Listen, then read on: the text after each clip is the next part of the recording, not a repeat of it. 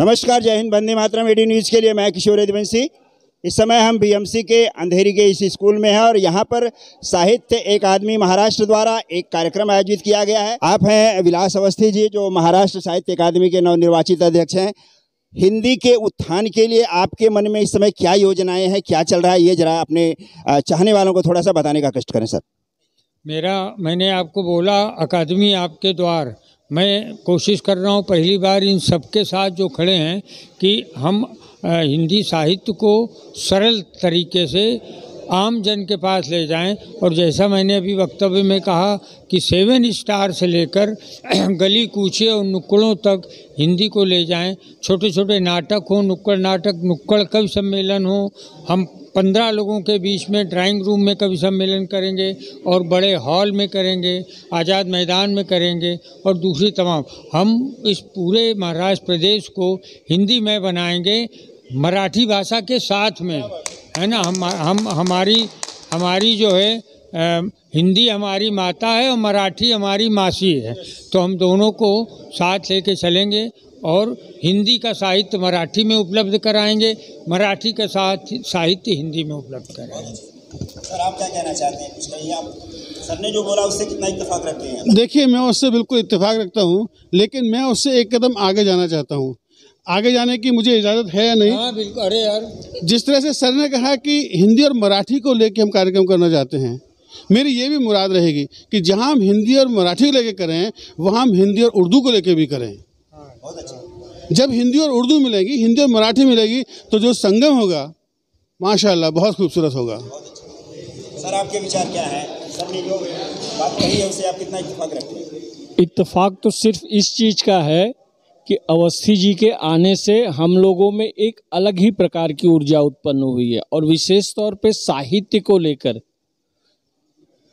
महाराष्ट्र में जो एकदम जनसत्ता जैसे धर्मयुग जैसे अखबार बंद हो गए और पत्रिका बंद हो गई, विशेष तौर पे हम यही चाहेंगे कि अवस्थी जी उस चीज़ को फिर से शुरू करें और अकादमी में रहते हुए गली नुक्कड़ तक पहुंचने की बात कर रहे हैं।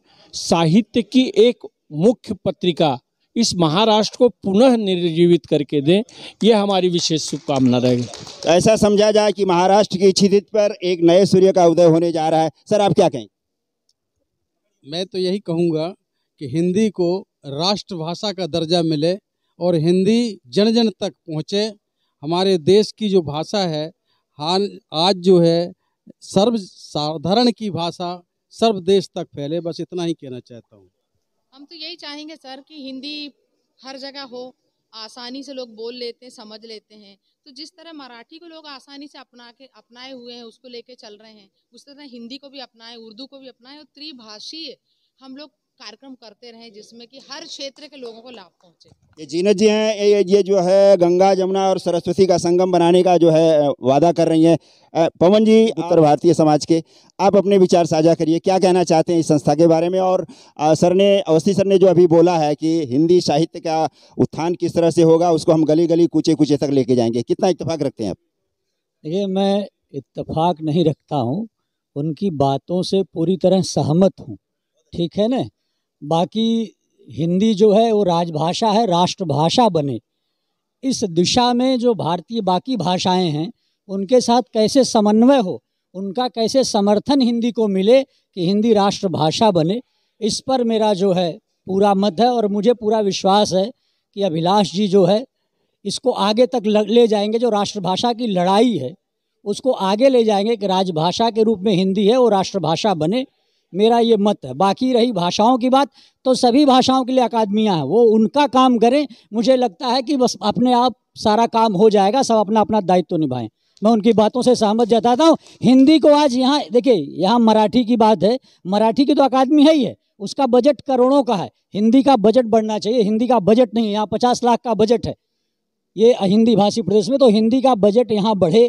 यहाँ उर्दू अकादमी है, यहाँ सिंधी अकादमी है, यहाँ गुजराती अकादमी, सारी अकादमियाँ अपना अपना काम कर रही हैं।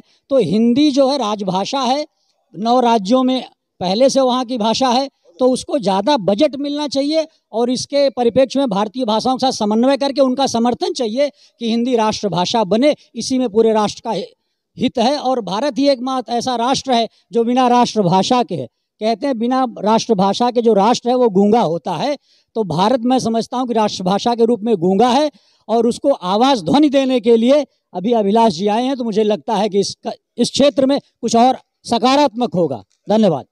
धन्यवाद। तो देखिए, ये हैं हमारे मुंबई शहर के उभरते हुए और सीनियर वरिष्ठ जितने भी कहें ना, सारे जो है कवि लोग यहाँ पर उपस्थित हुए हैं। और यहाँ पर ये कवि सम्मेलन जो है बहुत ही अच्छे ढंग से संपन्न हुआ है अभिलाष अवस्थी जी के नेतृत्व में। और बहुत सारे अंतर्राष्ट्रीय शब्द सृजन संस्था जो है और इनका कवि सम्मान का जो आयोजन यहाँ पर हुआ है, बहुत ही सुंदर और उत्तम तरीके से संपन्न हुआ है। एडी न्यूज़ के लिए मैं किशोर यदुवंशी। नमस्कार, जय हिंद, वंदे मातरम, धन्यवाद।